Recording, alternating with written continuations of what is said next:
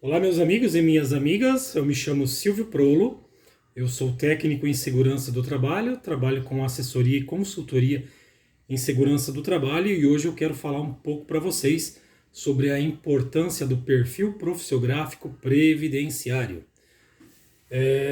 O perfil profissiográfico previdenciário ele é um documento exigido pelo INSS para o trabalhador requerer a aposentadoria especial. Quem deve fazer o fornecimento desse documento?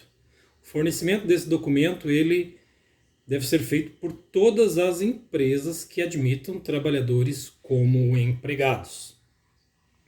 Então, no ato da rescisão do contrato de trabalho, o empresário, o RH principalmente, ele precisa entregar a esse trabalhador esse documento. Por que entregar? Porque quando ele for lá para o INSS fazer o requerimento da sua aposentadoria, ele vai apresentar esse documento lá. Mas o que consta nesse documento? O que tem nesse documento que o INSS exige? Vamos lá.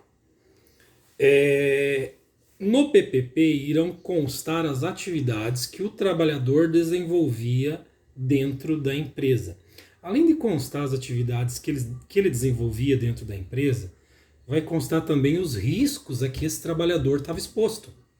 Quais eram os riscos que esse trabalhador ele tinha dentro da empresa? Esses riscos, sejam eles ruídos, seja ele vibração, produtos químicos, sejam riscos biológicos, quais eram? A que riscos esse trabalhador ele estava exposto? No documento PPP deverão estar constando esses riscos. Mas vamos lá, né? A dúvida é como que acontece então o preenchimento desse PPP? Como que faz isso, né? Como que a gente coloca esses riscos lá? Da onde o RH, o empresário, muitas vezes ele tem dúvida, a empresa ela tem dúvida da onde, como que eu vou colocar esses riscos lá?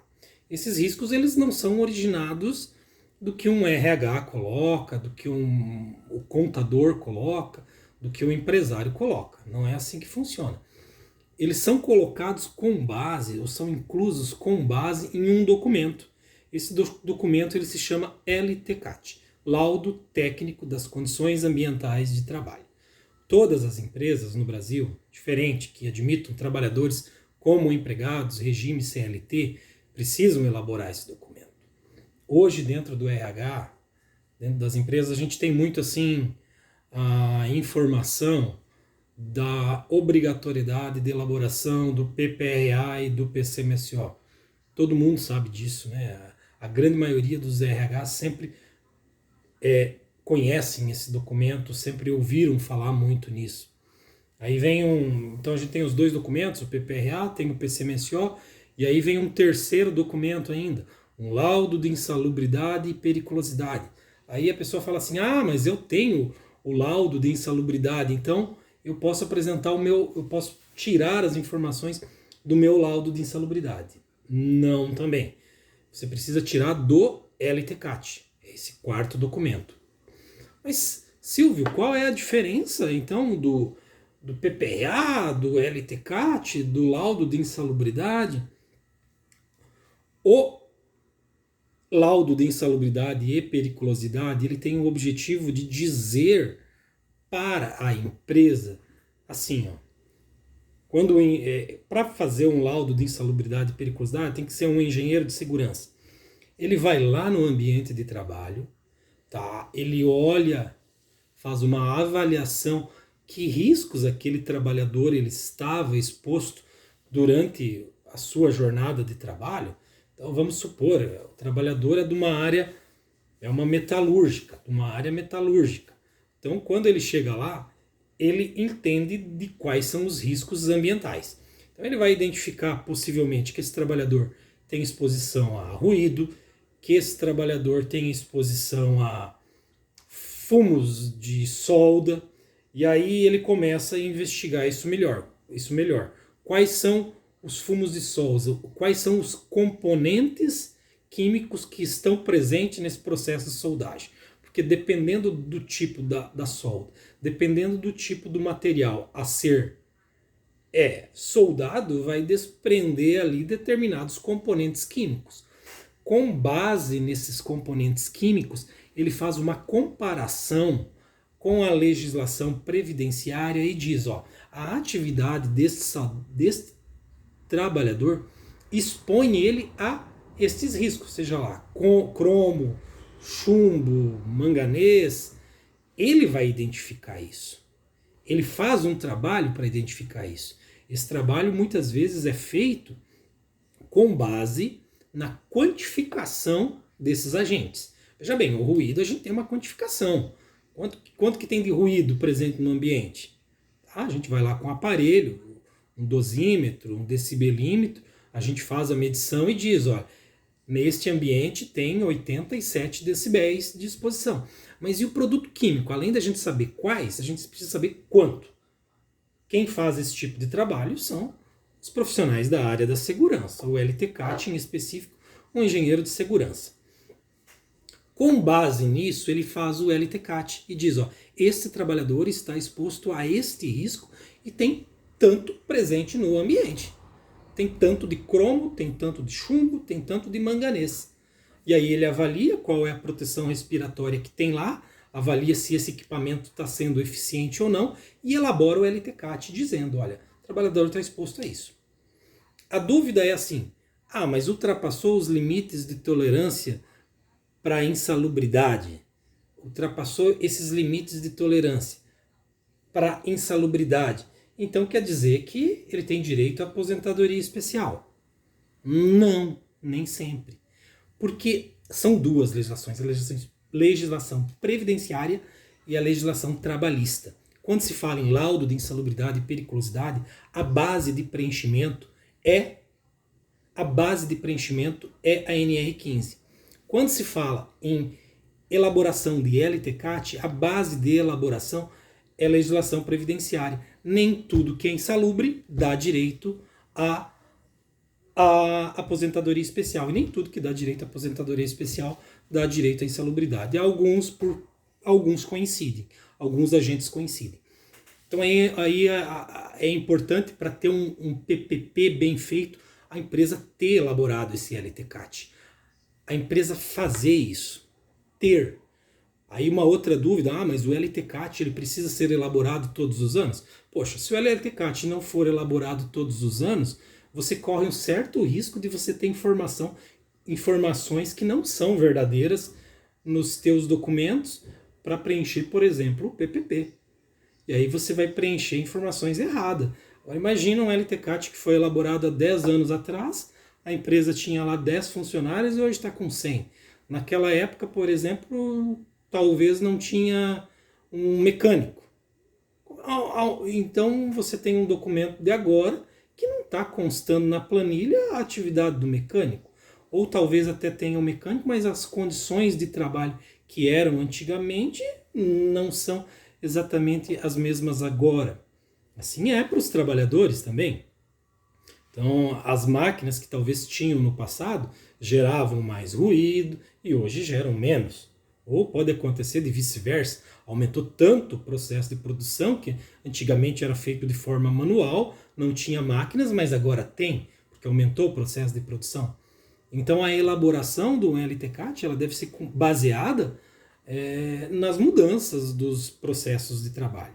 E é muito difícil uma empresa de um ano para o outro não ter mudança de processo, em processos de trabalho. Veja bem, o PPRA ele é um documento que ele é elaborado todos os anos.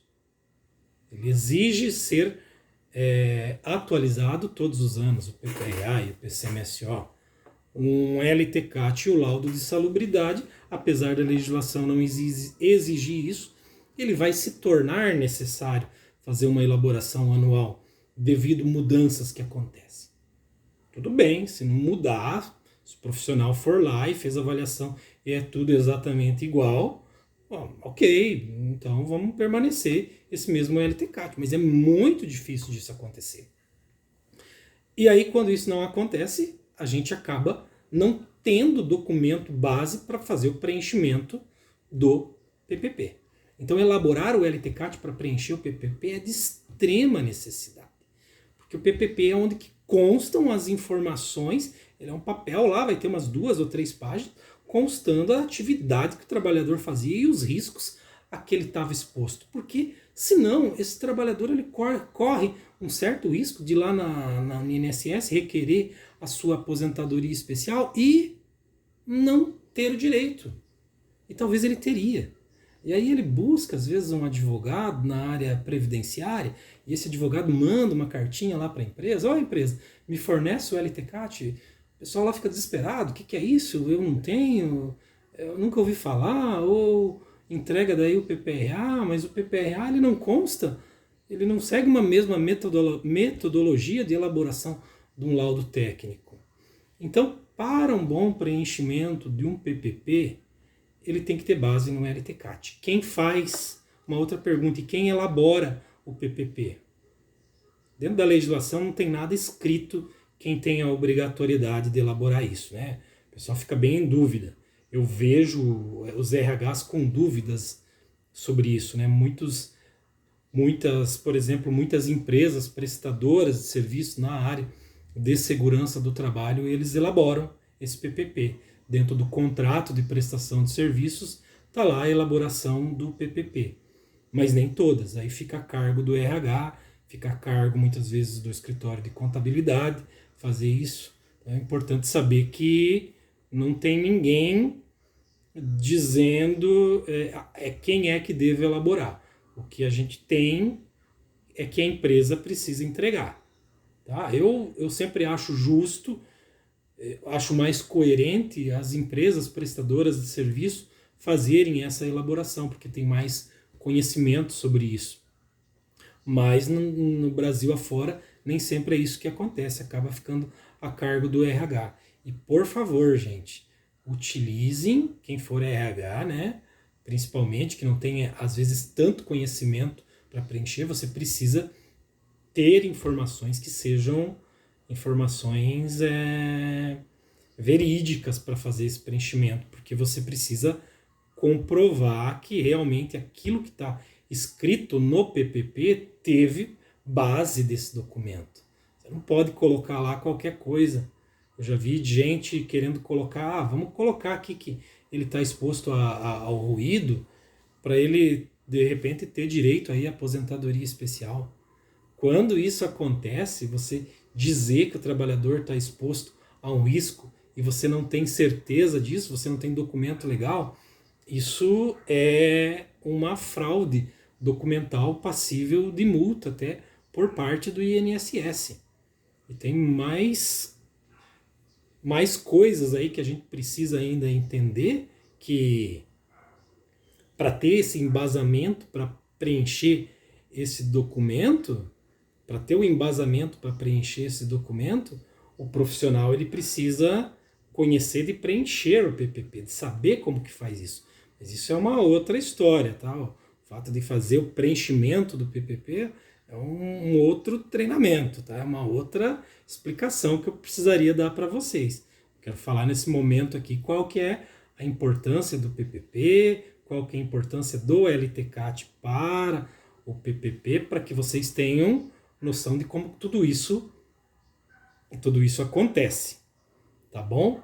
Então, principalmente para os RHs, pessoas que estão nessas áreas de administrativas e que tem que fazer a entrega desses documentos para o trabalhador na hora da rescisão, tenham muita atenção com relação a isso. Peçam informações do pessoal, o prestador de serviço da área de SST, para ele te orientar adequadamente a isso, se ele presta esse serviço, ou para ele fazer esse preenchimento para você. Tá? Não vai colocar qualquer informação lá que pode gerar multa e pode gerar problema para a empresa. Porque se tem um trabalhador que, por exemplo, ele tem direito à aposentadoria especial, no LTCAT isso vai estar constando. Expor um trabalhador a riscos acima dos limites de tolerância que dão direito à aposentadoria especial faz com que a empresa tenha que pagar uma alíquota de recolhimento de imposto maior relativo àquele trabalhador. E se a empresa não faz esse pagamento dessa alíquota maior e entrega um PPP dizendo que o trabalhador tem direito à aposentadoria especial, o INSS vai olhar aquilo lá e vai falar, poxa, como que está querendo aposentar aqui o cara, mandou o documento dizendo assim, o cara está exposto ao ruído durante 10 anos, o ruído era lá de 95 decibéis, mas essa empresa que nunca pagou um valor a mais para o INSS. O INSS vai falar assim, eu, INSS, não vou pagar essa conta não, porque essa conta quem tem que pagar é a empresa. É dela que é descontado essas alíquotas por ela ter exposto esse trabalhador ao risco da aposentadoria especial. Tá certo? Então, colocar um risco lá que não existe pode gerar até uma ação regressiva do INSS. Às vezes você está querendo ajudar o trabalhador e acaba aí sendo prejudicando a empresa. Tá? Então, preste muita atenção nisso. Quando tiverem dúvidas, contratem realmente profissionais que entendam de saúde e segurança do trabalho, profissionais que realmente sejam comprometidos.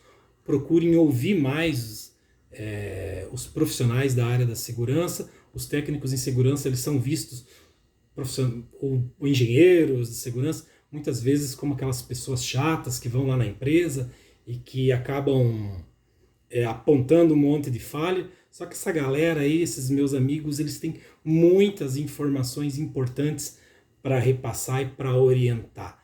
Ouçam o seu prestador de serviço e principalmente contratem pessoas que entendam de SST. SST, Saúde e Segurança do Trabalho, hoje deve ser uma área dentro da empresa onde que exista gestão. Ela não pode ser simplesmente baseada na elaboração de 2 ou 3 documentos e esses documentos ficarem lá engavetados dentro da empresa. A exigência de uma atenção na área de saúde e segurança está cada vez maior. Me chamo Silvio Prolo, faço assessoria e consultoria na área da segurança do trabalho e fico à disposição se você tiver alguma dúvida. Espero que esse vídeo possa ajudar vocês aí que trabalham dentro da área de recursos humanos. Meu muito obrigado, galera!